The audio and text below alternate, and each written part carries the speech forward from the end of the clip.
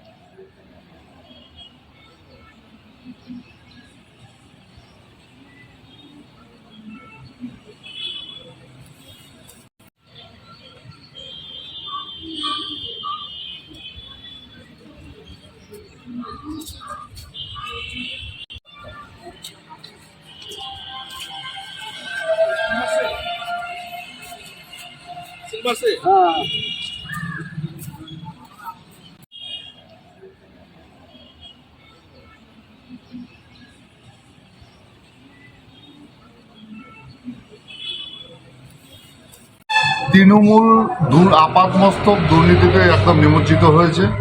বারবার আমরা বলেছি যে সাধারণ মানুষের কাছ থেকে এরা তোলাবাজি করছে। এটা প্রমাণ হয়ে গেল তুফানগঞ্জের বুকে যে 20,000 টাকা কাটমানি না দেওয়ার কারণে তাকে মারধর করা হয়েছে এবং অভিযোগও থানায় জমা হয়েছে। সব জায়গায় তৃণমূলরা এটা করছে, কেউ ভয়ে বলতে সাহস পাচ্ছে না। তবে আগামী দিনে জনতার রোষ তৃণমূলের উপর পড়বে। আর এখনও যেরকম বলছে যে বিজেপি এই সমস্ত কাজ করাচ্ছে, এরা ভাওতাবাজি দিচ্ছে। তৃণমূলের নেতা মন্ত্রীরা জানে যে ওরা কাটমানি ছাড়া থাকতে পারে না।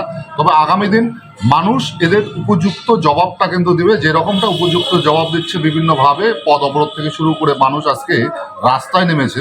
তো আগামী দিনে তৃণমূল নেতাদের, এই কাটমানিখোর নেতাদেরও নিচ থেকে শুরু করে উপর অবধি সমস্ত নেতাদেরকে রাস্তায় মানুষ টেনে নামাবে।